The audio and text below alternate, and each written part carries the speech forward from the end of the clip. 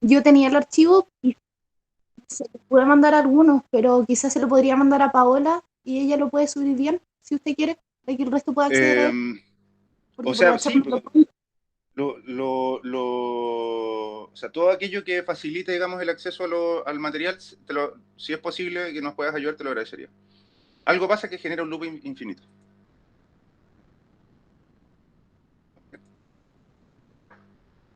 Está poseída su computadora, profesor. Sí, lo que pasa, chiquillo, es que estoy abriendo desde Safari y nunca trabajo con esto. A ver. Ya. Está poseído. Está en un loop infinito. A ver, niños, ¿cómo salimos de esto? Tengo una alternativa, pero no sé si es la mejor. Lo único que se me ocurre hasta ahora, que es salir y volver a entrar. Pero salir es para cambiarme a Chrome. Porque ¿quién? Yo creo que es lo mejor si no va a tener problemas todo el rato, quizás. Paola, tú levantaste la mano. Pero como la Paola es la host, no habría problema.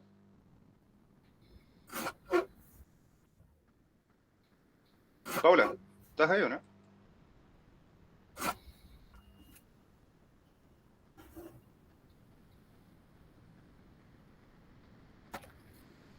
Pavo.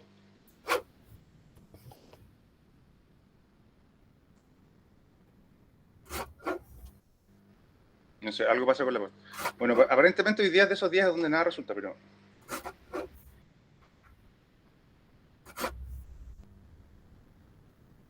A ver, vamos a ver cómo sale por aquí. Disculpen, chiquillos, pero estas son cosas que pasan. Copiar. Ya, voy a intentar entrar.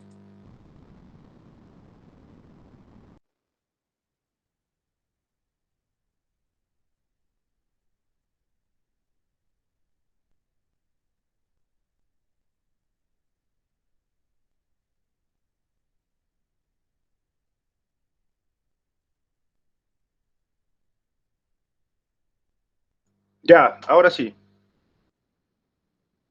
Genial. Estupendo, ¿no? Ahora sí que sí. Ya, ahora me siento más La maldición de familiarizado. Apple, profesor. Es la maldición de Apple. Exactamente. Tú no ocupas Apple, tú dijiste que no te gustaba. Lo dejé de usar el siglo pasado, a mucha honra. Pero ahí se llamaba Apple Macintosh, en aquellos años, ¿no? Al principio se llamaba Apple nomás, del 83, que fue el primer Apple que compré. Del 84 en adelante sacaron los Macintosh. Y el último que compré fue el primer iMac, que se lo regalé a mi mamá. Y que casi me lo tiró por la cabeza, pero bueno, esos son detalles. Pero, pero no, ahora uso Windows del 99, del 98 por ahí. La verdad, yo ya dejé de ocupar Windows hace muchos, muchos, muchos años. No sé cómo se ocupa ya. Y la verdad, creo que yo no podría ocupar otro sistema operativo. Porque llevo más o menos desde el año 2002 ocupando Mac. Pero bueno, en fin, y no es moda. Mac es una moda. La U es una moda, Mac no. A ver, chiquillos, ¿en qué estábamos? ¿Qué fue lo último que vimos?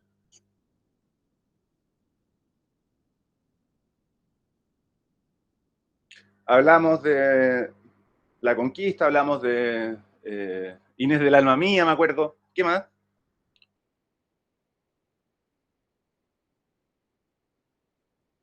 Nada más. Hablamos de la relación que había entre los pueblos que estaban acá en Chile y que les habían, la forma en que comerciaban, el paso habilitado que les habían entregado para que los españoles pudieran transitar y toda esa relación más o menos de comercio. Ya, entonces hablamos de los parlamentos, ¿no es cierto? Sí. ¿Qué Sí, dijimos qué dijimos en relación a los parlamentos, chiquillos?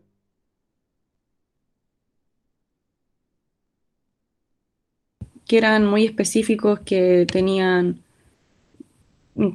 pasaportes, una cosa Pasabantes. así. Ya, pero eso ¿Cómo? eran como pasabantes se llaman, pero eso son más bien anécdotas, digamos. Pero ¿cuál es la relevancia de los parlamentos en relación a esto, al ramo, digamos? Si eso es lo... Al final lo otro, las anécdotas son divertidas, pero en definitiva el hilo conductor tiene que ver con lo jurídico. Aquí había una relación de igual a igual entre los jefes de Estado. ¿A eso?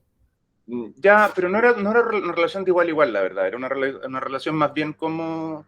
Meli, ¿te acuerdas o no? Es que en el fondo lo que hacía era como generar un tratado de paz entre los españoles y los representantes indígenas. Igual dijimos que en el fondo esto había sido posible puesto a que en Chile había sido el único país en que la corona como que nacionalizó la conquista Así es. y envió este ejército profesional. Entonces ya no era como tan fácil rebelarse y luchar contra ellos porque ya no era un ejército amateur, pues, sino que eran los mejores, estaban acá en Chile.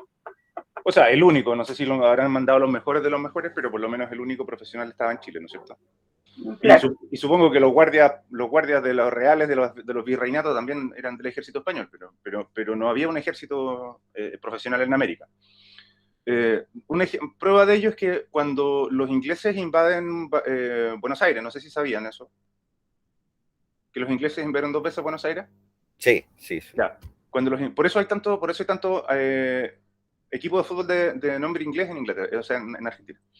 Cuando los ingleses invaden Buenos Aires, finalmente son las milicias ciudadanas, ni siquiera con uniforme, porque no eran soldados, las que terminan expulsando a los ingleses de Buenos Aires. Bueno, y ese es el interín donde los ingleses luego ocupan las Malvinas y desde ahí no han salido más, ¿no es cierto? Entonces, la conquista y la colonia más bien tuvieron una relación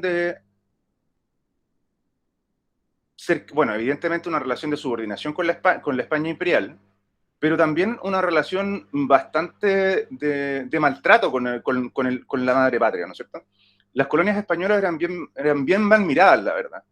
Sentimiento que todavía se mantiene con el subyacente español, de que los americanos somos los americanos del sur, porque los norteamericanos son otra cosa.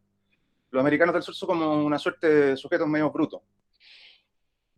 Y eso todavía se mantiene en el subconsciente. La colonia, que es este periodo de la historia donde se consolida y se institucionaliza el andamiaje jurídico y burocrático español, dura hasta los primeros años del siglo XIX, ¿no es cierto? ¿O no? Y el último periodo se denomina la tardocolonia.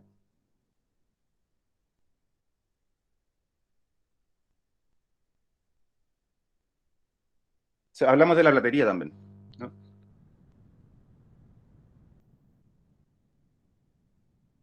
Y los parlamentos concluyen, los últimos 3 parlamentos, probablemente los más recordados, son el parlamento, el primero, recuerdan ustedes que es el de Quilín.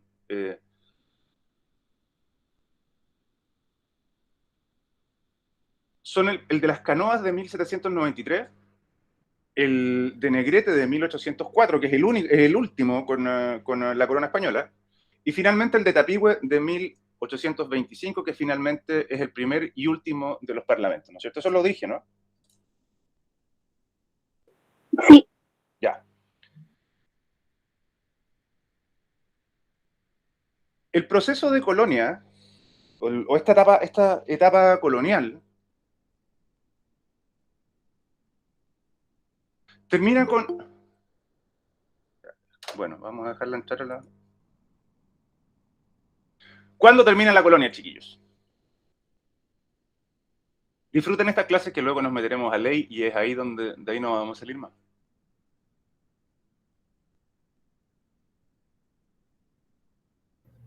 ¿Hasta 1810? Hasta 1810 dicen algunos, sí. O sea, según la historia que yo recuerdo, hasta 1810, después viene la Reconquista, después de 1818 la independencia definitiva, la independencia real, por decirlo de alguna forma. A ver, los primeros 5 años del 1800 lo pasamos re bien, nada cambió, ¿no es cierto? más allá de que habían habido, yo creo que les comenté que habían habido algunos intentos independentistas previos, ¿no es cierto? Pero habían sido cosas rápidamente sofocadas, no había un sentimiento nacionalista, o nativista le llaman los historiadores. Les recuerdo que yo no soy historiador, ¿no? Pero tampoco soy diseñador gráfico como Baradit, así que algo más sé de historia que él. Lo odio, entre paréntesis.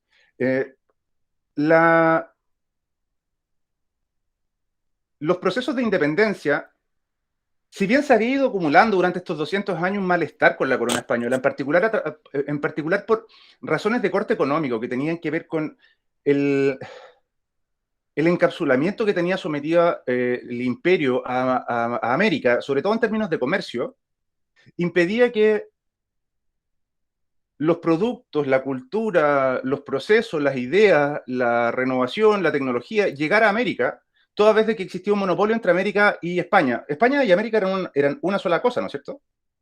¿Se entiende, no es cierto? No era considerada una colonia, digamos, era territorio español. ¿Me explico o no? Sí.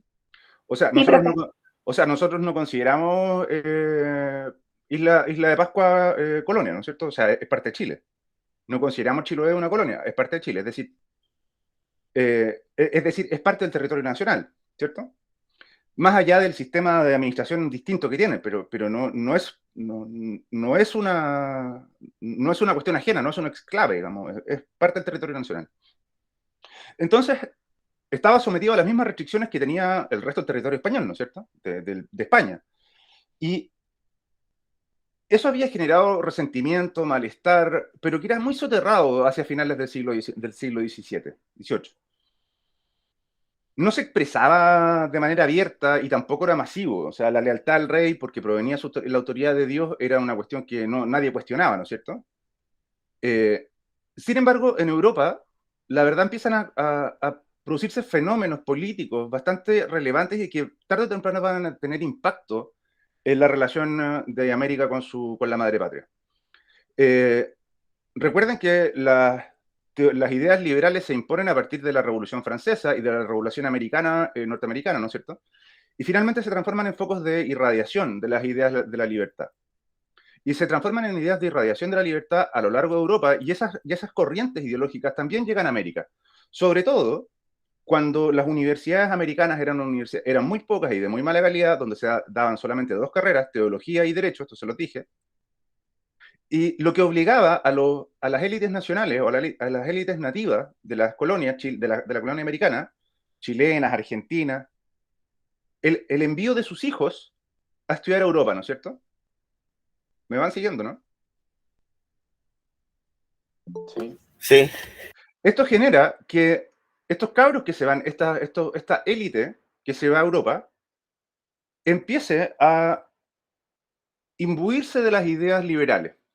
Y por lo demás, de España a Inglaterra hay un paso, y muchos de estos padres de la independencia, ¿sí?, americana, terminan estudiando en Inglaterra, sobre todo uno que además tenía raíces inglesas, que se transforman en los sujetos icónicos del liberalismo en América. ¿Quién creen ustedes que es?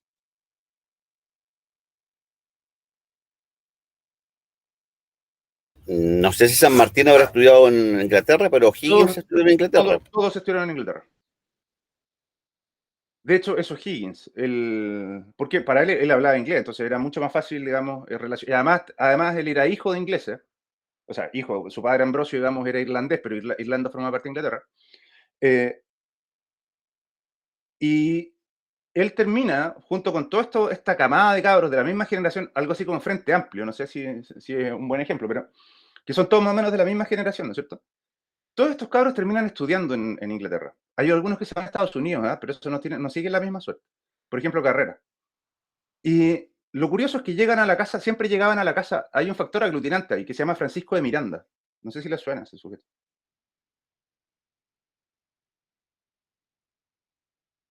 Francisco de Miranda es el abuelo de la independencia. Ya que nuestros padres son distintos dependiendo de la zona, el abuelo es único.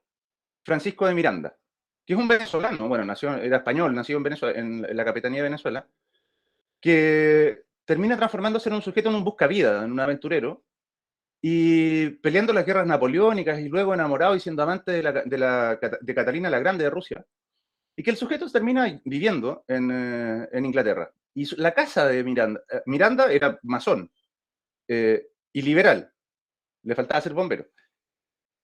Miranda, Francisco de Miranda, el abuelo de la revolución, de la independencia latinoamericana, termina recibiendo toda esta camada de cabros en su casa y ubicándolo, presentando a la gente. Me van siguiendo, ¿no?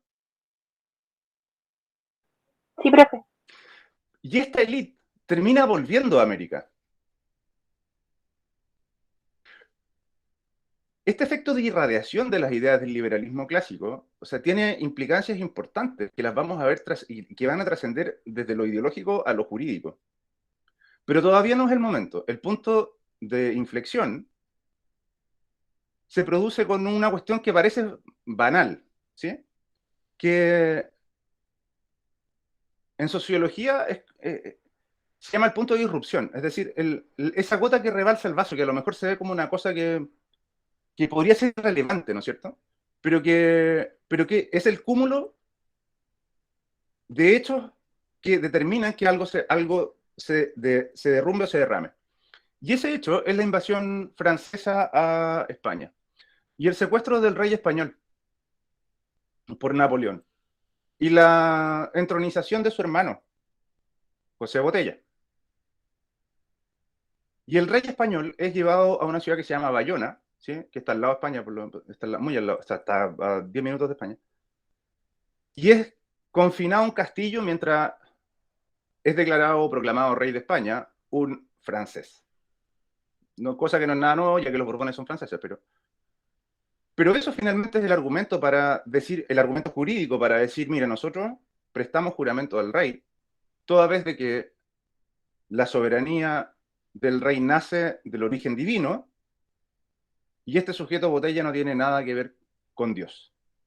En consecuencia, cuando la soberanía deja de estar en el rey porque la cabeza ha desaparecido, esa soberanía reside en el pueblo. ¿Se entiende? Sí. Y es a partir del secuestro del rey de España, donde se cuestiona la autoridad, primero de manera camuflada, ¿sí? De las autoridades españolas burocráticas, toda vez que habían sido nombrados por un rey que ya no, en cuya cabeza ya no residía la soberanía. Y los cabildos, que era la institución donde el pueblo manifestaba la soberanía popular, porque el rey no estaba, son los órganos que se atribuyen la soberanía. Y son en consecuencia los órganos a lo largo de España, ¿sí? Tanto continental como tanto peninsular como americana, aquellos que deciden nombrar a sus gobernadores. ¿Sí? Por supuesto, este espacio que se abre es aprovechado por aquellos que derechamente lo que buscaban era un proceso de separación, de secesión de la madre patria, versus aquellos que querían, mientras tanto, mantener una suerte de status quo hasta que el rey volviera, ¿no es cierto? Y este es el inicio de las guerras civiles de independencia. Rápidamente, voy a hablar de Chile, si no nos vamos a extender harto rato. La idea es simplemente hacer un resumen y un paneo en general, porque esto no es volver a la enseñanza media. En el caso de Chile, el bando que buscaba la secesión de la madre patria estaba compuesto por dos corrientes principales, que han pasado a la historia como así categorizadas como los carrerinos y los o'higginistas, cuando la verdad no es tan así. Por una parte los moderados y por otra parte los exaltados, ¿sí? Los exaltados eran aquellos que querían una ruptura total e la corona española, versus los moderados que paulatina, ¿no es cierto? Y por supuesto el bando conservador, que era el bando más bien realista. Aunque ustedes no lo crean, chiquillos, estos clivajes siguen articulando la política hasta el día de hoy. Este es el primer clivaje político en Chile. Para aquellos que tienen teoría política conmigo, van a inmediatamente les va a hacer sentido la palabra clivaje. Este es el primer clivaje político en Chile. O sea, es decir, aquí ya tenemos los tres tercios, ¿no es cierto? Los exaltados, los moderados y los conservadores. Y a partir de aquí nacen los partidos políticos que gobiernan Chile hasta hoy, aunque ustedes no lo crean. ¿Sabían o no? No, profesor. Si ustedes ven la evolución de estas corrientes políticas, tenemos los radicales, es decir, los exaltados, los moderados y los conservadores, se van reconstruyendo, se van refundando, se van modificando, cambiando, pero siguen obedeciendo a este mismo clivaje original. Por ponerles un solo ejemplo, todos conocen a Maldonado, ¿no es cierto? A la Maldoneta, que fue precandidato presidencial. Él proviene del Partido Radical, ¿sí? ¿Sí? ¿Maldonado le suena o no? ¿Carlos Maldonado? Sí, sí, candidato radical. Él proviene del Partido Radical, y el Partido Radical nace en 1850, ¿sí? Y nace con Pedro León Gallo. Pero el Partido Radical es una separación del Partido Liberal. Partido Liberal que tiene sus orígenes en el movimiento Pipiolo de los años 20, movimiento Pipiolo que es hijo del carrerismo. Por lo demás, el Partido Radical da origen, una escisión del Partido Radical en los años 20, a principios del siglo XX, da origen a los partidos socialistas y comunistas, que existen hasta el día de hoy. ¿Se dan cuenta como un hecho que parece fortuito termina marcando hasta el día de hoy? Por supuesto, los clivajes se van superponiendo unos a otros, ¿eh? O sea, este no es el único clivaje que Chile tiene, el último es el clivaje de la dictadura, que ya está desapareciendo. ¿Se entiende o no? ¿Se entiende la relación o no? Sí se entiende, profesor. Los moderados y los conservadores dan origen a los partidos de centro y en particular a los partidos de derecha. El Partido Conservador finalmente es el partido, hoy día, el Partido Conservador se transforma en el Partido Nacional y el Partido Nacional se transforma en la Renovación Nacional y la UDI. Para que ustedes sepan, chiquillos. Por supuesto, entre medio hay fracturas, reconciliaciones, vueltas, idas y venidas, sujetos que se han vuelto la chaqueta para un lado para el otro, escisiones internas, fenómenos sociales que determinan que se pulverizan algunos partidos y se concentran en otros, fenómenos internacionales que inciden en la apertura de nuevos clivajes, como por ejemplo la Revolución Cubana.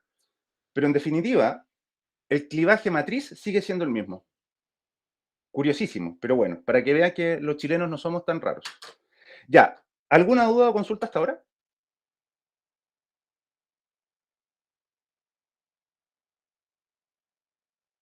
No, ¿No? Ya, súper. A ver, chiquillos, yo no me voy a concentrar mucho en esta parte de la relación de la guerra civil de independencia, ni mucho eso, pero vamos a hacer una suerte de paneo contextual, ¿no es cierto?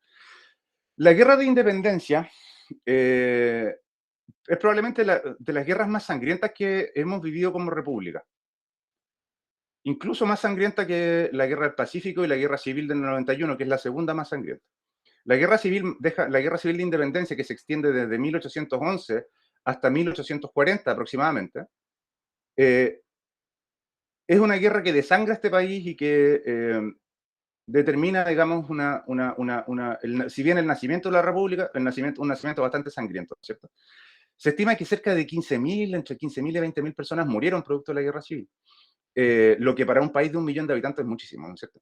Entonces, esta guerra civil que tiene distintas fases que todos ustedes conocen, que la estudiamos en enseñanza media, que es la Primera República, que es la Patria Vieja, ¿no es cierto?, que va desde el 11 hasta el 14, luego el proceso de reconquista y finalmente la consolidación o Segunda República, que va desde 1818, que es el 5 de octubre del 18, que es la batalla de Maipú, hasta el final del gobierno de O'Higgins, ¿no es cierto?, que es 1822.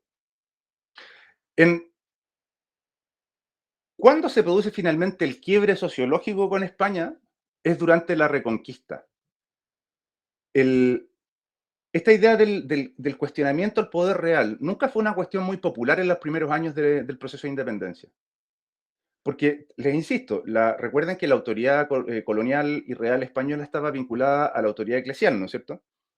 Siendo un país muy católico el chileno, hasta hace algunos años atrás, cuestionar al rey significaba cuestionar a Dios. Entonces, eran muy pocos los que se atrevían, por lo menos públicamente, a hacerlo. Pero el proceso de reconquista que va del 14 al 18 fue tan feroz, tan salvaje. La historia dice que se colgaban a los patriotas en las plazas, digamos. y se dejaban sus cadáveres días ahí exhibiéndose. Y había procesos de persecución política muy brutales. O sea, había policía política en Chile, la primera policía política. Y eso finalmente termina generando una fractura y el decantamiento hacia el lado independentista. ¿Cómo se consolida la independencia? En términos formales, la independencia se consolida con las batallas, con la llegada o la vuelta del Ejército Libertador, con los triunfos de Chacabuco y los triunfos de Maipú, la entronización de O'Higgins como director supremo y la dictación de la Constitución de 1818. Eso es lo que nos dice la historia formal, ¿no es cierto? Sin embargo, la independencia, el proceso de independencia, lo que hace es dar origen a un proceso de crecimiento, de desarrollo, cual ser humano, digamos, donde empezamos a dar nuestros primeros pasos como nación independiente. Ya nacimos endeudados de Inglaterra, pero entramos, a diferencia del resto de América, no en un proceso de guerra civil, sino que distintos ensayos. Esto es como la adolescencia cuando empezamos a probar distintas drogas, ¿no es cierto? Y pasamos por todas. Y desde 1818 hasta 1833, donde nuestra adolescencia termina abruptamente y desagradablemente con una dictadura, hicimos todo lo que quisimos. Probamos, fumamos federalismo, fumamos, no sé, experimentos de todo tipo. Me refiero a experimentos políticos. Todos y cada cual más fracasado que el anterior, ¿no es cierto? Entonces al final ya terminaba fumando crack, así era como lo que dejaba la ola. Tratamos de ser federales, después no nos gustó, después tuvimos vicepresidentes, después tratamos de adoptar la Constitución norteamericana, traerla para acá, y experimentamos como uno experimenta en la adolescencia. Hasta que, bueno, la primera Constitución de verdad es la Constitución del 28, ustedes lo saben. Un dato anecdótico en relación a la Constitución del 28, si ustedes leen el artículo 7 de la Constitución actual, ese artículo, el que usa la palabra magistratura, ¿le suena o no?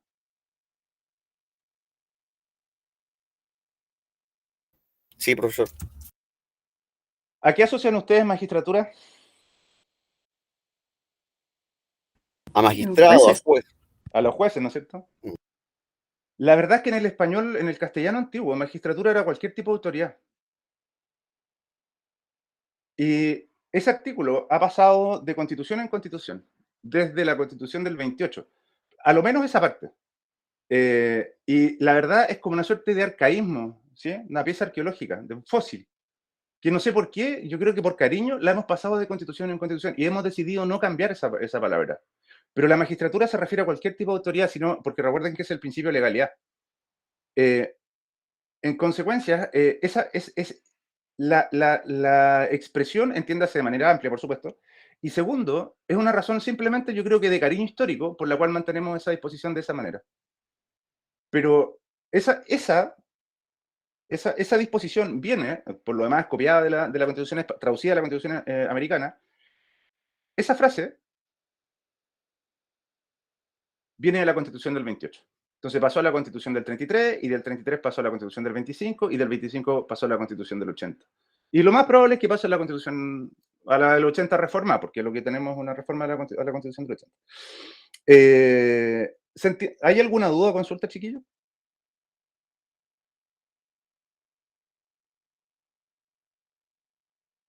¿Hasta ahora? No, por el momento. ¿No? Simplemente para cerrar esta parte, porque no me voy a extender en las derivaciones más profundas de la guerra civil, ni mucho menos.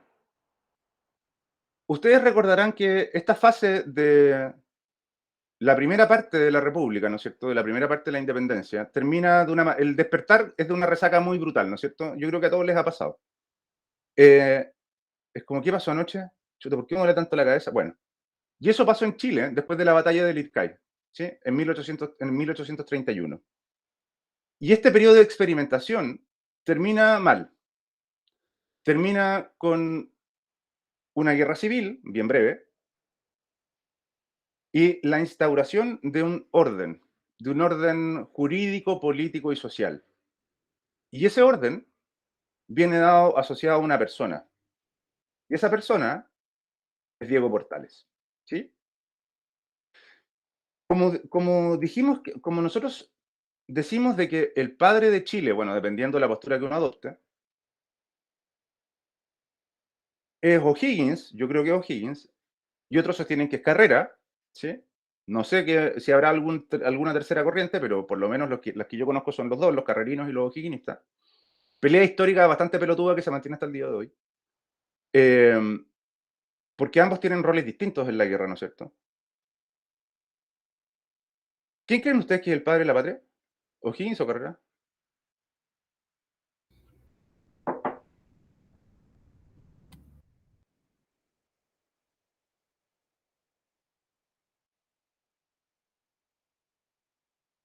Don César.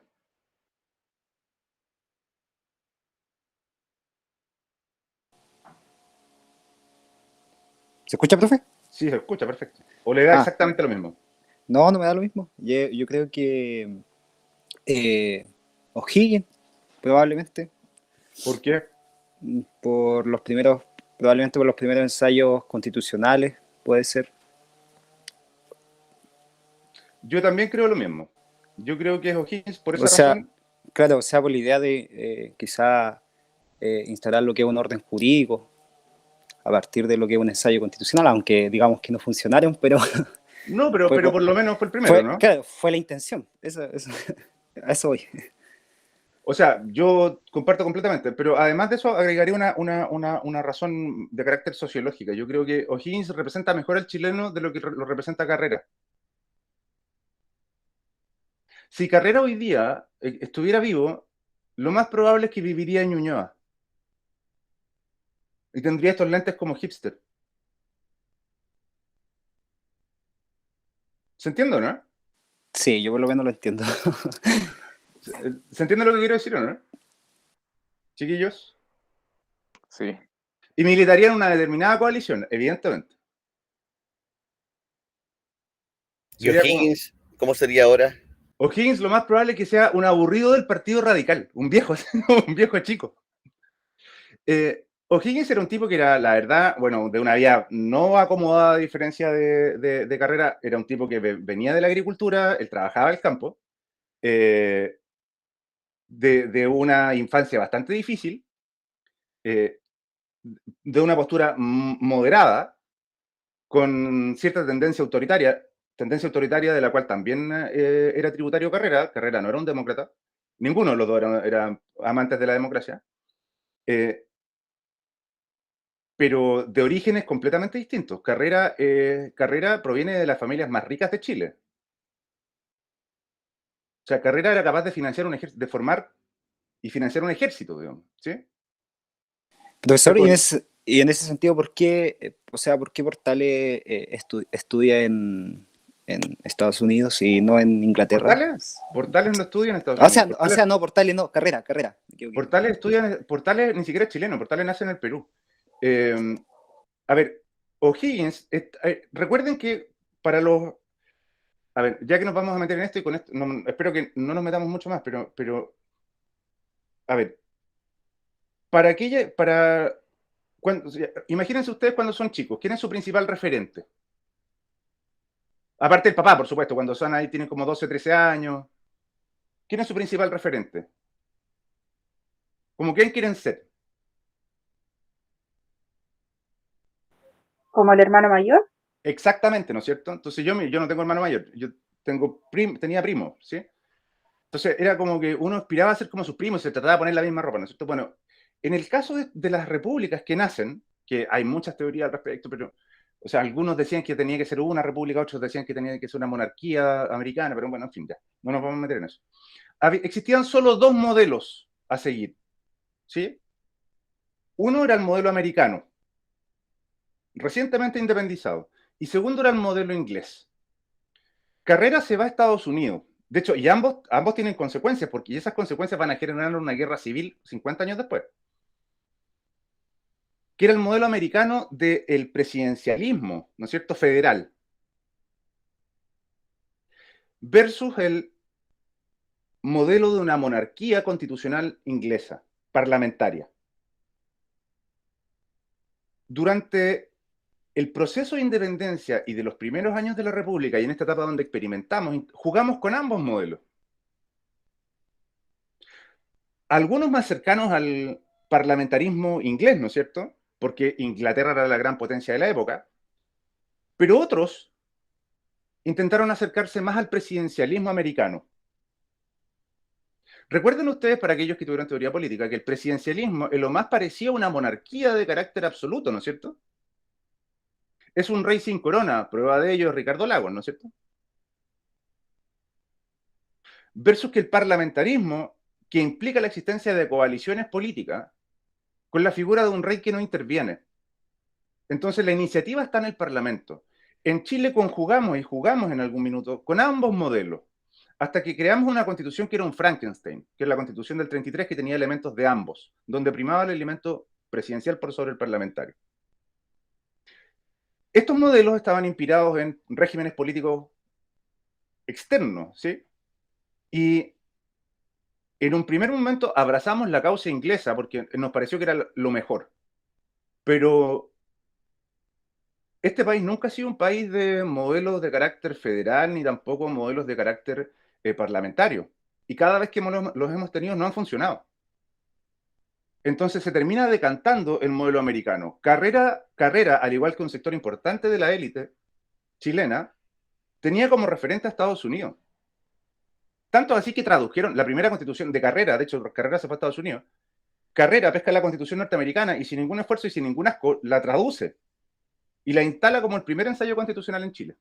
¿Sabían eso, no? Seguramente la metió a Google Traductor. Y esa es nuestra primera constitución, la misma que los Estados Unidos. Esa constitución duró menos de un año, ustedes lo saben, ¿no? Y ni siquiera. ¿Se entiende, no?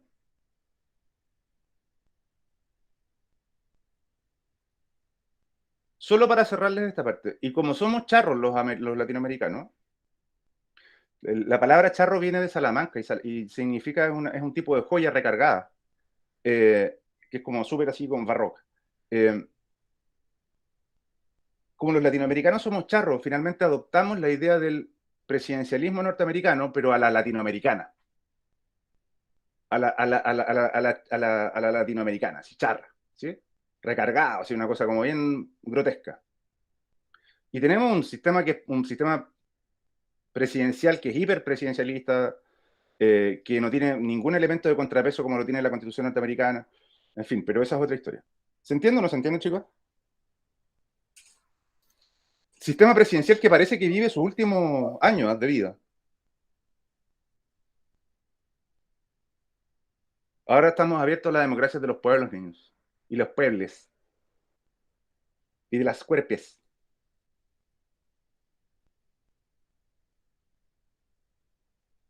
¿Dudas o consultas hasta ahora? Si no, para cerrar esta parte y...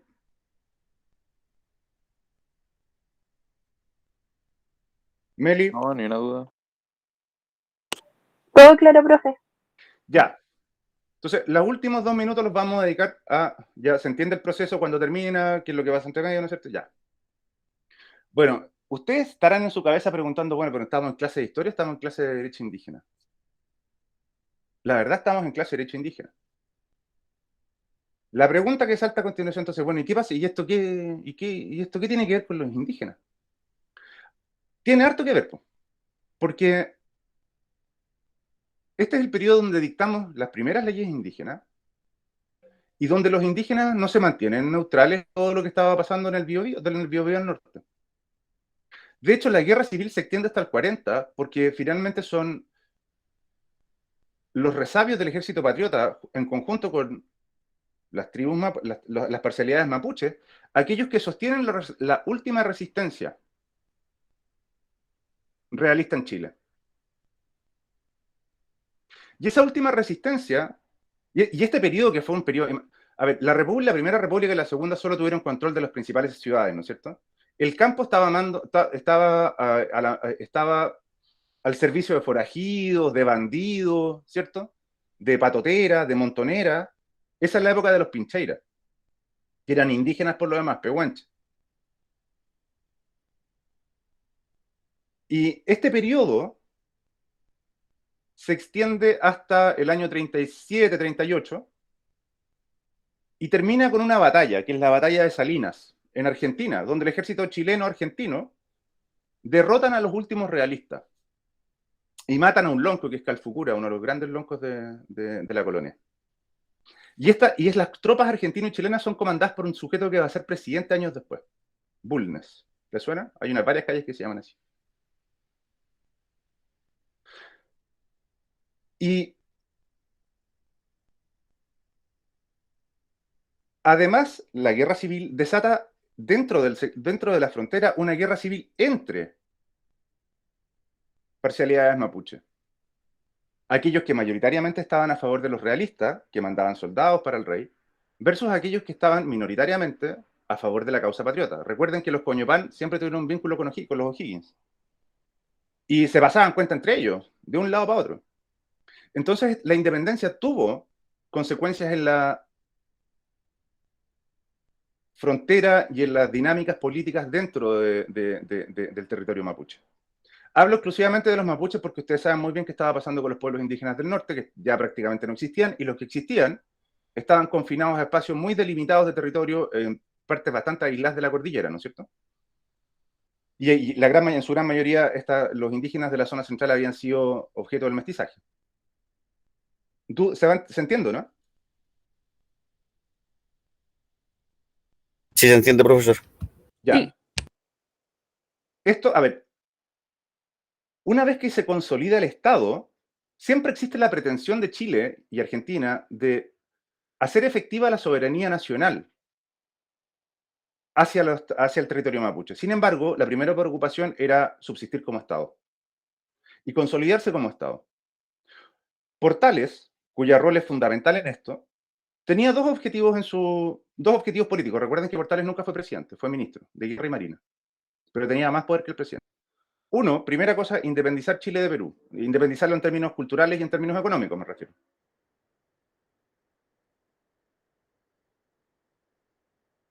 El segundo proyecto era la incorporación del territorio a la soberanía efectiva de la nación, el territorio mapuche. De esos dos proyectos, Portales logra uno, es asesinado, pero el otro queda en el congelador. Pero no va a pasar mucho tiempo para que el segundo proyecto de Portales reflote. Y esa etapa la conocemos como la ocupación de la Araucanía, ¿sí? Chicos, solamente antes de tomarnos 5 minutos,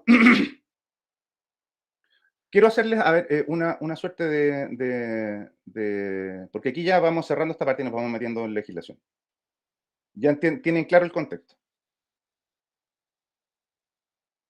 Si nosotros hacemos una disección de toda la legislación indígena en Chile y nos vemos forzados a clasificarla en torno a ciertos criterios, nos vamos a encontrar con una clasificación que reza más o menos de la siguiente forma. Una primera etapa que vamos a denominar las leyes de igualdad republicana o leyes liberales, ¿sí? Periodo que va desde el 13, primera ley indígena, hasta el 51, estoy hablando de 1800, donde se dicta una serie de legislación que lo que busca es igualar, voy a ser muy breve en esto, porque nos vamos a meter en lo específico cuando volvamos, donde lo que se busca es igualar al indígena a la condición de ciudadano chileno, es decir, se le reconoce la condición de chileno y en consecuencia sujeto a las mismas leyes que los chilenos. Suena bonito, ¿no es cierto?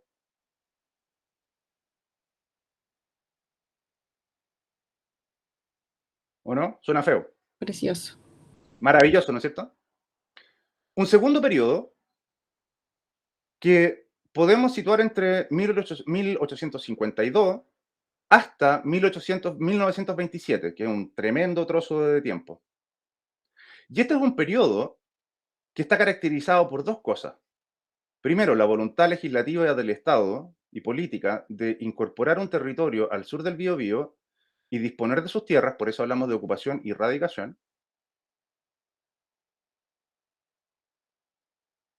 Y asignación de estas tierras y distribución del territorio entre indígenas, colonos y Estado. Y se extiende desde el 52 hasta el 27, y que da origen principalmente a la relación tortuosa que tenemos con el pueblo mapuche, ¿sí? Que es la que explica y da nacimiento a los títulos de merced. ¿Le suena? Sí, Ya. Un tercer periodo, que es el periodo de la división. El periodo de la división está estrechamente vinculado al periodo de la erradicación, porque lo que se divide son los títulos de ese periodo. Estas son leyes que se aplican exclusivamente al mapuche y a un territorio determinado, geográfico del país, que va del Biobío hasta Valdivia. No, más allá no. Y el periodo de la división se inicia entre el 27 y el 29. El 27 dicen algunos, el 29 dicen otros, dependiendo del autor que sigan. Si me siguen a mí, 27. Y lo que busca, se llama de la división, porque lo que busca es dividir estas tierras colectivas que habían sido entregadas o reconocidas bajo los títulos de merced. ¿Sí? ¿Estamos? Ya, súper, fantástico. Son maravillosos niños. Y este periodo se extiende ininterrumpidamente hasta 1993, con algunos paréntesis. Uno es el de la ley de 17.729, ¿sí? Que es un periodo muy breve, que va del 72 al 73, que es un periodo donde se paraliza la división. Pero la verdad es que esta ley tiene una vigencia bastante efímera, o hemífera diría Zamorano, porque todos saben lo que pasa el 11 de septiembre del 73, ¿no es cierto? Entonces se paraliza el proceso de no división de las tierras. Entonces se menciona como un referente, pero la verdad en términos prácticos no tuvo incidencia esta ley. ¿Sí? ¿Se entiende? Entonces el periodo de división se extiende, salvo este año de interín, desde el 27 hasta el 93. Legislativamente me refiero, ¿eh? Y finalmente, podemos hablar de un periodo que es el reconocimiento de derechos políticos de carácter limitado o un multiculturalismo descafeinado, que es el que va desde el 93 hasta el día de hoy. ¿Se entiende o no se entiende?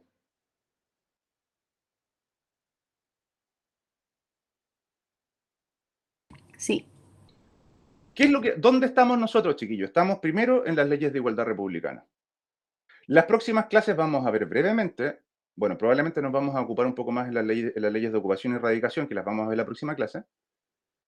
Las de división las pasaremos muy rápido, haremos alguna alusión a la ley de Allende, porque es el antecedente original de la ley, de la ley actual.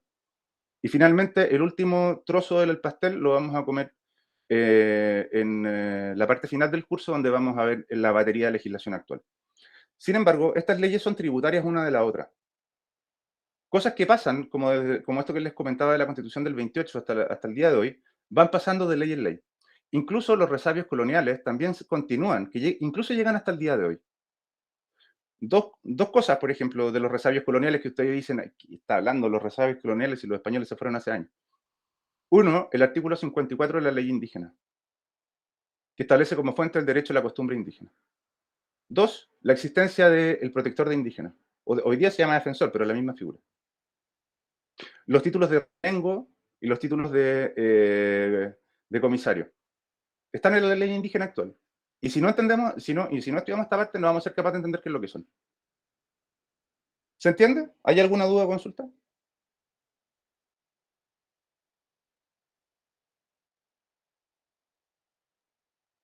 ¿No? No, profe. Chiquillos, seguimos porque no nos queda mucho, o hacemos un quiebre.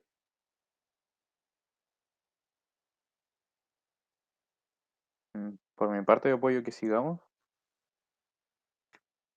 ¿Qué dice el resto? ¿Qué dice Igual. Sí, profesor, podríamos seguir. Ya, perfecto. Deme un minuto para tomar agua. Ya, ahora sí. ¿Dudas o consultas? Clases, interrógame.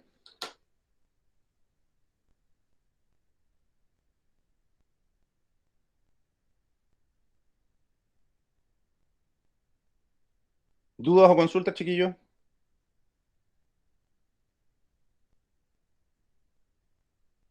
No, por ahora no. ¿No, ninguna? Ya, perfecto. Vamos entonces con las primeras leyes. Como les he dicho desde el inicio de los tiempos, por supuesto vamos a contextualizar las leyes. En la próxima clase vamos a hablar de la ocupación y la erradicación. Y ahí traigan sus palomitas, chiquillos, porque va a ser muy divertida esa clase. A propósito de la próxima clase, les recomiendo que vamos a centrar la próxima clase, por supuesto, la primera parte va a ser una parte de contextualización histórica y luego vamos a ver la parte legislativa, pero la clase va a circular en torno a dos grandes ejes. Uno, que me gustaría si puede, les voy a dejar un link para que vean un video, o sea, un trailer, la verdad, que es sobre Aurélie Antoine. No sé si lo ubican, Aurélie Antoine.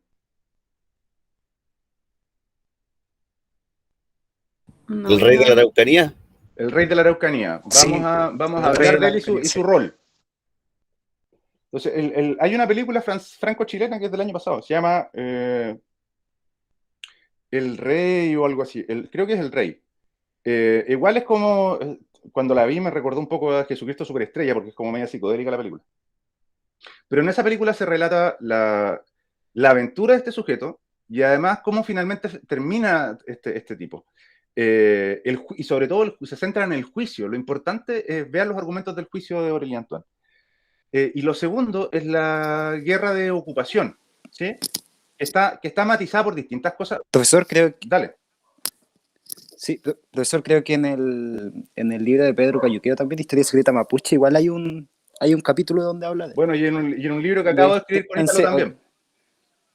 Ah, sí. Sí, ahí aparece Estuve como todo un leyendo su capítulo. paper, profesor. La verdad que el tipo siempre lo pintan como un loco. O sea, el tipo tenía muy claro todo personalmente, por lo que yo deduzco del texto, era un tipo, obviamente no loco, sino que un tipo que tenía un principio, que había una oportunidad acá y que sus argumentos eran válidos. Y al parecer validado por la comunidad a las cuales se acercaba. El Aurélien Antoine, bueno, para entender la psicología del personaje no tiene, o sea, para entender un personaje no tiene que entender la psicología, y para eso es importante conocer la historia personal del sujeto. Este sujeto es hijo de las novelas de Julio Verne. Este cabro nació leyendo Julio Verne, de las enciclopedias, de las historias de conquista en África, ¿sí? Entonces el tipo nació con un espíritu aventurero, y su abuelo había sido marino. Entonces, el cabro nació así, lleno como de historia de aventura, ¿sí? Como Tintín. No sé si alguien ha visto esa serie. Las quemaron, profesor. ¿Las quemaron, Tintín? No, en Canadá hubo una quema de Ah, están Tintín, todos no, locos. sí. Están todos locos. Bueno, ya, pero ¿conocen a Tintín o no? Sí, tiene una película de hecho nueva. ¿Ah, sí? Sí, salió hace No. poco. Ya. Algo así como Tintín. Ya. Entonces, y ese tipo, finalmente, en un proceso, en un contexto donde se produce el segundo proceso de colonización europea, este tipo vio una oportunidad. En el mismo periodo donde Francia, o sea, donde este tipo llega a América, Francia estaba expandiendo su imperio colonial en África y en Asia, e incluso en América. De hecho, los franceses intervienen en México, invaden México, en este mismo periodo. Y no solo eso, sino que además se instalan mucho más cerca. Eh, Anexionan el Ecuador, la República del Ecuador. Entonces había un proceso de pelea por la influencia, de las zonas de influencia, tanto inglesa, norteamericana, como francesa. Entonces este gallo hay que entenderlo en ese contexto. Cuando analizamos si lo analizamos sin contexto, parece un loco. Pero si lo analizamos en contexto, este tipo simplemente lo que hace es intentar aprovechar una oportunidad en el marco de un proceso de expansión del colonialismo global. Y para eso, el tipo se viene a América. No se sabe, no está probado si era con apoyo o no imperial o no, o sea, no, pero todo parece indicar que sí existía apoyo oficial francés. O sea, ¿qué habría pasado? No sabemos, ¿no es cierto? Pero claramente no habría sido fácil sacar a los franceses de la Patagonia. Y probablemente Chile podría llegar hasta Concepción. Y Argentina hasta Viedma. ¿Quién lo sabe, no es cierto?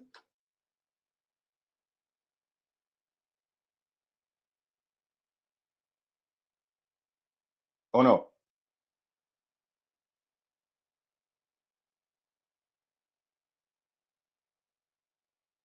¿Qué opina usted, doña Meli? No lo sabemos, profesor. Como tampoco sabemos qué hubiese pasado si los holandeses se hubiesen quedado en Chiloé.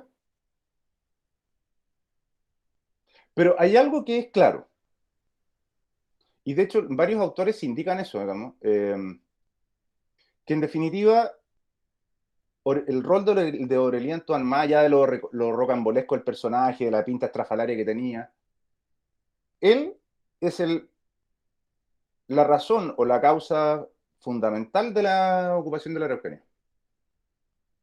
Porque esto permite que tanto Chile como Argentina se den cuenta cómo era percibido este territorio en Europa, como un despoblado, susceptible de colonización. Entonces hace que los estados tomen marcha o refloten los procesos de incorporación, los aceleren y finalmente ocupen militarmente el territorio de la Araucanía. ¿Se entiende, no?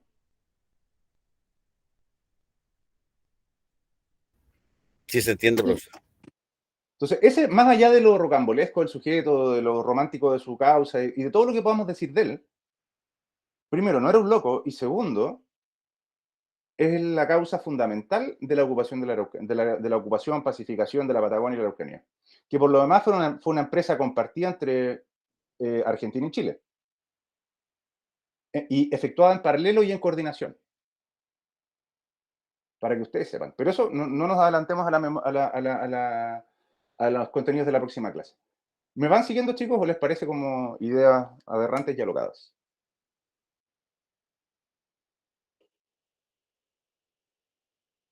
Personalmente me hace mucho sentido con la historia que conocía del personaje. Y esa, a ver, aunque ustedes se rían, aunque nos riamos de él y digamos que es un loco, esa casa real todavía existe. Y podemos encontrarla si la googleamos. Y hay un rey. Y se disputan la corona. Sí, creo que sí están en eso, están peleando, parece, pero es quien falleció el viejito, po, que era Philip, creo. Y tiene monedas, y tiene corona y todo, sí, es una casa real. De hecho, Aurelien Antoine, entre las primeras cosas que hizo fue acuñar monedas con su cara, pues si el tipo era un poco megalómano. Y crea una bandera, una constitución, un himno. Y manda cartas de reconocimiento para todo el mundo. Declara nobles a sujetos, digamos. ¿Sí? En su reinado fue bastante prolífico. ¿Sabían, chiquillos, no? No. Así que tenemos un rey, y de hecho su corona, no, les va a recordar a Game of Thrones, pero se llama la corona de hierro. Y esa corona existe, está en una casa, está no me acuerdo cómo se llama, Dardiñac o algo así. Dardiñac es una calle en Santiago. En su casa, digamos, está ahí, uno puede ir a verla. Yo no he ido nunca, sí, pero espero ir. Para que ustedes sepan, chiquillos. Y hay mapuches que todavía piden la vuelta del rey. Hay una organización mapuche. Para que ustedes sepan lo diverso que es el pueblo mapuche. ¿Qué les parece? Dato freak del profesor Danco.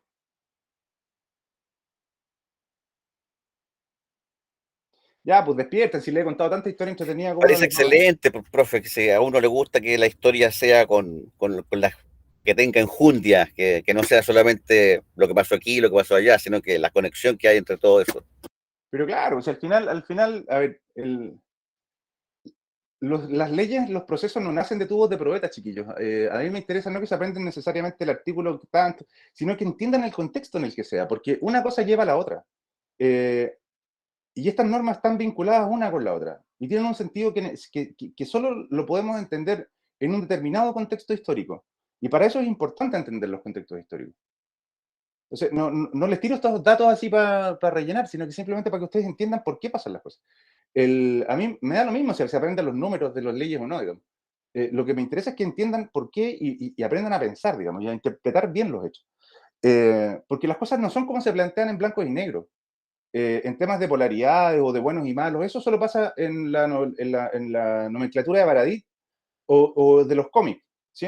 Sino que la historia está llena de matices, de personajes que dan cuenta de la naturaleza del ser humano, que no somos todos seres de luz ni tampoco necesariamente seres de oscuridad. sino que compartimos esa dualidad, ¿no es cierto? Y pasa lo mismo, no necesariamente hay mala intención en las cosas, digamos, sino que las consecuencias no han sido previstas, cosa que es súper usual en un país como este que hace todo rápido, ¿no es cierto? Y a media. Entonces, para que podamos entender eso, no necesariamente es una política de genocidio o todo debemos entenderlo como la búsqueda del genocidio y desaparición. Eso solo pasa cuando pensamos la historia de manera unidireccional. ¿Me explico, no? Sí, O sea, solo vamos a llegar a ese resultado si interpretamos la historia como una cuestión unidireccional y maniquea, es decir, blancos y negros, sin intermedio, que es un poco lo que prima hoy día, ¿no es cierto? Esta idea del buenismo o del malismo. O sea, no podemos estar al medio. No, es imposible, porque el mundo se divide en blancos y negros, cuando en realidad nosotros no somos ni blancos ni negros, chiquillos. O sea, no somos ni blancos ni negros. La verdad, tenemos distintos, hay un arcoíris de colores entre medio del blanco y el negro. Y eso es importante tenerlo presente, ¿sí? Por supuesto, hay sujetos que efectivamente hacen el mal por hacerlo, pero son la minoría y enfermos, digamos, o hacen el bien por hacerlo, y esos sujetos se llaman santos. Pero la regla general es que ninguno de quienes estamos aquí buscamos la santidad o somos sujetos que, bueno, no sé, a lo mejor algunos de ustedes buscan la santidad, yo no, o somos sujetos que hagamos el mal simplemente por hacerlo, ¿no es cierto? Entonces, vivimos en circunstancias, en mundos que nos permiten equivocarnos y arreglarla, y esa es la gracia. Lo mismo pasa con lo legislativo. ¿Me explico o no me explico? sí, Sí, totalmente. profe. Hay leyes que están súper bien inspiradas, pero tuvieron consecuencias nefastas para los indígenas. Pero la verdad, si uno las mira, dice, oye, qué bueno estos gallos, de verdad, súper bueno. Súper buena la idea, pero ¿cómo salió horrible? Me voy dando a entender, ¿no? Sí, Duda, consulta o comentario hasta ahora, chicos. Por favor, siéntanse con la libertad. Personalmente, todo claro, profesor. Muchas gracias. ¿Alguien? ¿Algo que quieran profundizar antes de cerrar con esto?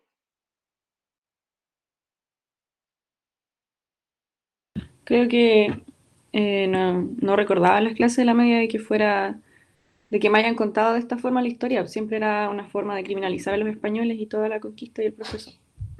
Bueno, sí, la verdad es que eso es muy fácil. Bueno, eso pasa, por ejemplo, cuando uno lee los cómics de DC Comics, po.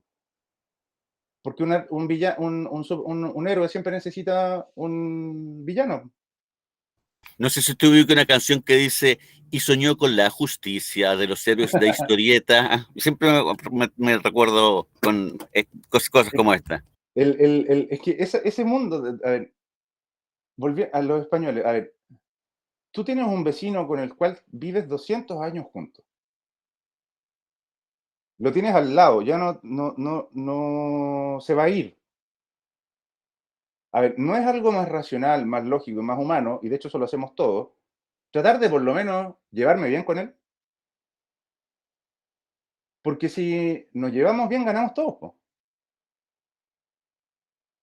¿O ustedes creen que los españoles y los mapuches son sujetos que la verdad lo que buscan simplemente es una razón ideal para mantener su cultura y religión? Eso no existe, chiquillos. Eso existe solo en los discursos. Y esos discursos nosotros los vamos construyendo, no son desinteresados. Esos discursos son políticamente articulados y son sumamente peligrosos además. Cuando empezamos a buscar la pureza, cuando empezamos a buscar al verdadero, nos estamos metiendo en terrenos que son sumamente pantanosos, profundos y peligrosos. Porque estamos dejando de lado la realidad y estamos entrando a un mundo de idealización. Y los peores fanatismos se basan en la idealización. De ahí al fundamentalismo hay un paso muy cortito. Y del fundamentalismo al fascismo prácticamente nada. Y del fascismo al nazismo, es decir, creer en las teorías de la superioridad de una raza, Terrible. y ahí ya estamos negros. ¿Sí? ¿Me explico, no? Ninguna cultura, chiquillos, es mejor que otra. No existen las razas. En consecuencia, no hay seres humanos mejores que otros o no, racialmente. ¿Sí? Porque no hay razas humanas. Entonces, eso tenemos que tenerlo presente. Anaís, ¿puedes bajar un poco el volumen que me genera retorno? Ah, ya, perfecto. Entonces, ojo con eso. La realidad, chiquillos, es que las culturas están sumamente imbricadas.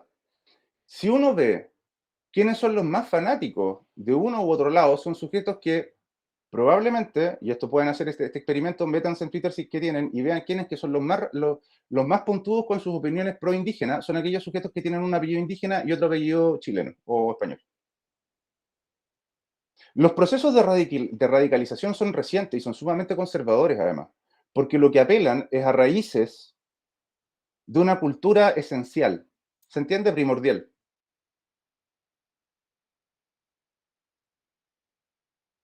Como si existieran las culturas esenciales y primordiales, como si las culturas no cambiaran, como si las culturas no dialogaran. No sé si me explico. ¿Qué es lo fundamental, qué es lo esencial, qué es lo primordial en la cultura mapuche hoy día o cualquiera indígena? No tengo idea. Porque la cultura de hoy día no tiene nada que ver con la cultura de hace 50 años atrás. Entonces, los discursos, por ejemplo, como los de la Machi Linconao, son discursos conservadores. Pero eso es propio de las culturas que viven, que son culturas que están en peligro. En el mundo, en el espectro político mapuche, supongamos de que existiera una política exclusivamente mapuche, las machi o ese tipo de discurso, nosotros podríamos calificarlo como conservador de derecha. ¿Se entiende, no? Sí, se entiende, profe. Sí, Por sí se ejemplo, entiende. a ver, aquellos que en Chile apelan a las tradiciones, el rodeo, el guaso, la cueca, la chichancacho, la iglesia, la espiritualidad, Carrera de gallo. ¿dónde los ubicamos usualmente en el espectro político? La derecha. En la derecha. La derecha. Siempre. Los que defienden el rodeo, los que tienen caballo de carrera, ¿dónde los ubicamos?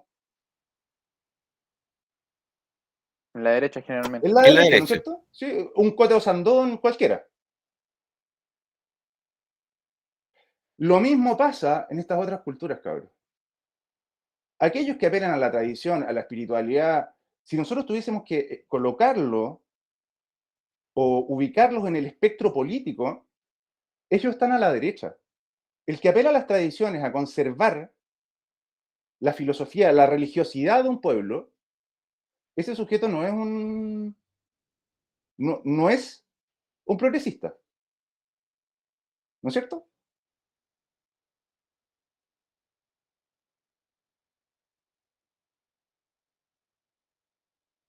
¿O no? No, profe, tiene que ver con lo que hablábamos de no dejar ir a personas dentro de la cultura. ¿Cómo era el nombre de eso? ¿No dejar qué? Que no hubiera como gente dentro de la cultura a la que pertenecen. Como las Exactamente, restricciones internas. así es. Entonces, ojo con eso, ¿ah? Y ojalá cuando miren eso, ese tipo de discursos intenten como hacer ese paralelo. Porque y desde nuestra ignorancia nosotros apoyamos ese tipo de discursos como esencialistas, así como, oh, qué bonito, fantástico, sí, que hagan lo que quieran. Es como, ojo. Así como hay que tener cuidado con los conservadores en un lado o los extremos en un lado, también hay que tenerlos en el otro. Porque esos discursos son poco dialogantes. Supongo que se han dado cuenta.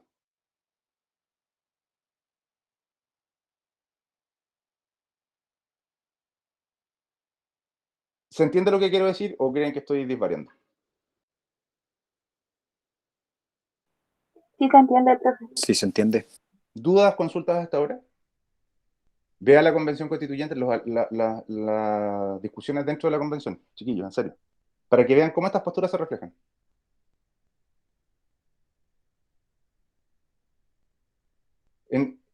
en esta materia nosotros hablamos de algo que se denomina la intradiversidad. La intradiversidad.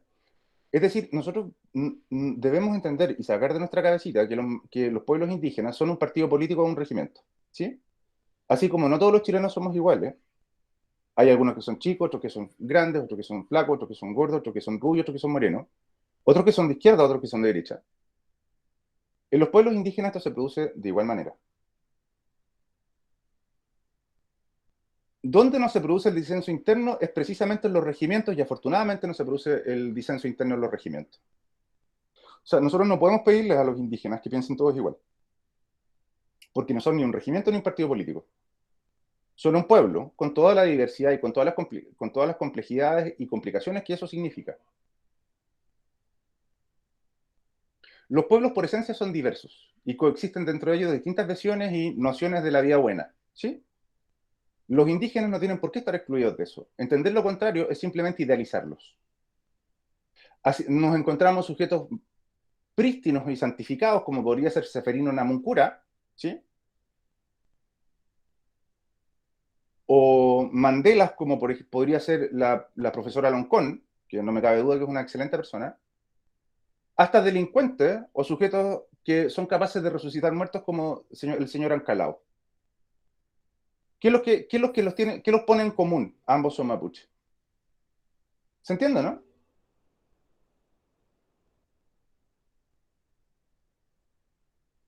En consecuencia, Sí. en ese mundo de 2 millones de personas encontramos de todo tipo de sujetos, buenos, malos, más o menos, y comunes y corrientes. Así que ojo con la idealización. Al igual que en Chile podemos encontrar sujetos que son excelentes personas, hasta sujetos que son despreciables, como los que quemaron los enseres de los migrantes en Iquique. Entonces, bajémoslos del pedestal porque son personas como nosotros. Eso es lo único que les quiero decir y les pido que quede claro. ¿Estamos? Claro, profesor. Recuerden, nunca olviden al pelado Bade, ¿no? Que pasó de tener cáncer a no tener nada, pie plano. Y casi lo santificamos y lo llevamos, lo canonizamos como santo, ¿no es cierto?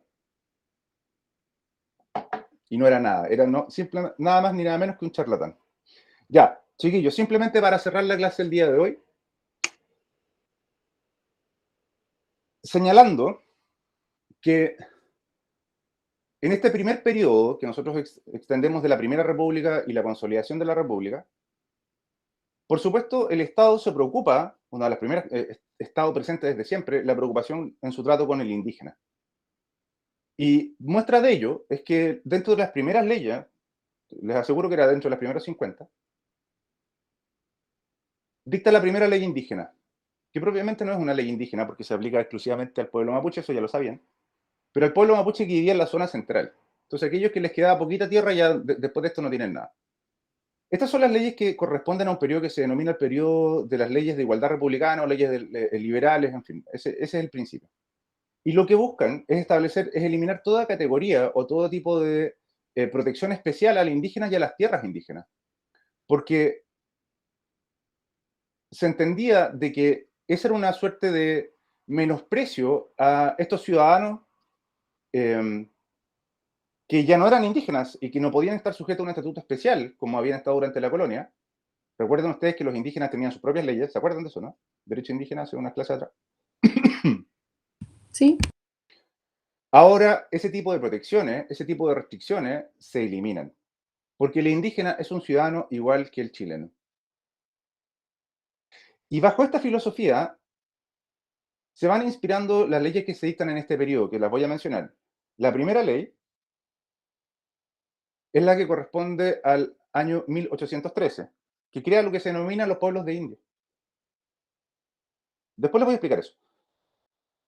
La ley de 1818 y la ley de 1823. Podemos agregar a esto el Tratado de Tapigüe de 1825. En mayor o menor medida, más allá de las diferencias entre cada una de estas normas, la idea que subyacía a las normas era básicamente la igualdad. Paulatinamente se establecen ciertas restricciones a la regulación de la tierra. Y se restablecen ciertas protecciones al indígena, porque rápidamente nos dimos cuenta que en realidad no eran tan iguales, ¿no es cierto? No podíamos tratarlos con esta idea de la igualdad como absoluta. ¿Por qué creen ustedes?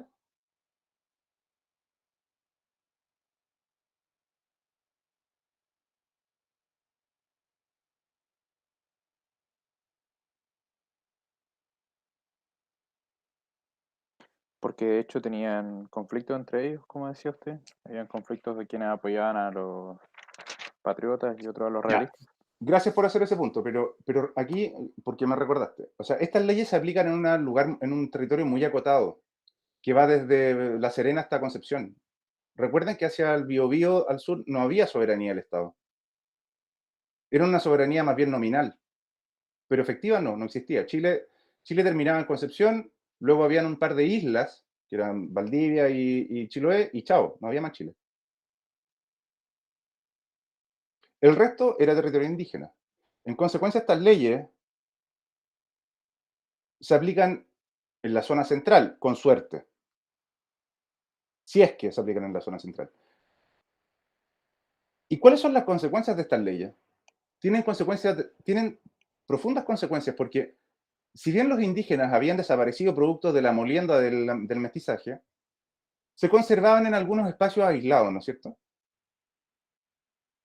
Subsistían uno que otra comunidad indígena. Y al momento de levantarse las restricciones, de eliminar las prohibiciones y sujetarlas al régimen normal, al régimen del civil, las tierras, ¿qué creen ustedes que pasó?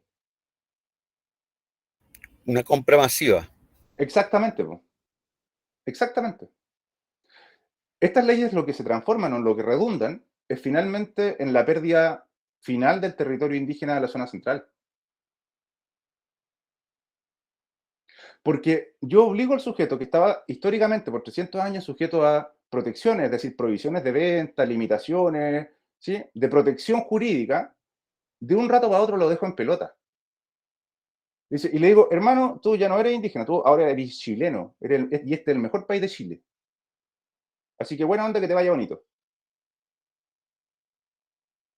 Es decir, no tenía restricción para vender, podía hacer lo que quería. No, pero no hablaba español, nadie se iba a preocupar de él, no había protección, no había protector de indígenas como existía durante la colonia. O sea, yo lo pescaba, lo llevaba y decía, mira amigo, vamos a tomarnos alguna cosita y pasamos a la notaría. ¿Qué le parece? Conocen esa historia, supongo, ¿no? Sí. O mire, sabe que yo quiero arrendarle aquí, pero como usted no sabe leerme, ¿por qué fírmeme este contratito que dice compra-venta, la verdad? Pero un arriendo, no se preocupe. Entonces, eso finalmente genera la pérdida del escaso territorio que queda en manos de los indígenas en la zona central. Este fenómeno, guárdenlo en el congelador mientras tanto, porque lo vamos a ver en detalle la próxima semana. Pero este fenómeno se va a replicar a nivel masivo a partir de la ocupación de la Araucanía. O sea, aquí tenemos el primer petibuché. Pero esto va a ser materia de todos los días una vez que se ocupe militarmente la Araucanía. Y eso va a pasar la próxima clase. Estimados estudiantes, colorín colorado, en esta parte el cuento se ha acabado. A menos que haya alguna consulta.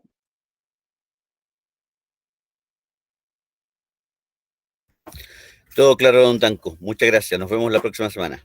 Nos vemos la próxima semana, estimados estudiantes. Gracias, profe. Nos vemos. Chao, chao. Chao, Nos vemos, profe, profesor. Chao. Chao, profe. Profe, Dígame. esta clase igual la va a subir, ¿verdad? No, no la voy a subir. Las preguntas que así, Meli. Ay, ya, po. Te No sea odio. pesado. Sí, pues, ¿Por ¿cómo voy a qué ser tanto pesado? odio? ¿Cómo voy a ser pesado si te conozco de cabra chica, pollo? Muchos años. Muchos años, está grande la Meli. Sí, por supuesto que la voy a subir por Meli. Oye, ¿todo bien? ¿Tienes alguna duda? ¿Qué te ha parecido hasta ahora? ¿Entretenido, no? ¿Todo mal? Sí, no, todo bien. Es que me desconcentré un poco porque estoy con alergia, entonces estoy aquí envuelta en pañuelitos. No, no te Entonces, preocupes, por Sina. eso. Todas las clases serán subidas, así que no te preocupes, Meli. Ya, ya, gracias, Cualquier profe. duda que tengas me escribes, en fin, lo que sea. ¿Sí? Ya, gracias, profe, que esté bien. Ya, chiquillas. Chao, Pavo. Nos vemos. Chao, Pau. La Pau deja esto prendido nomás y después se va.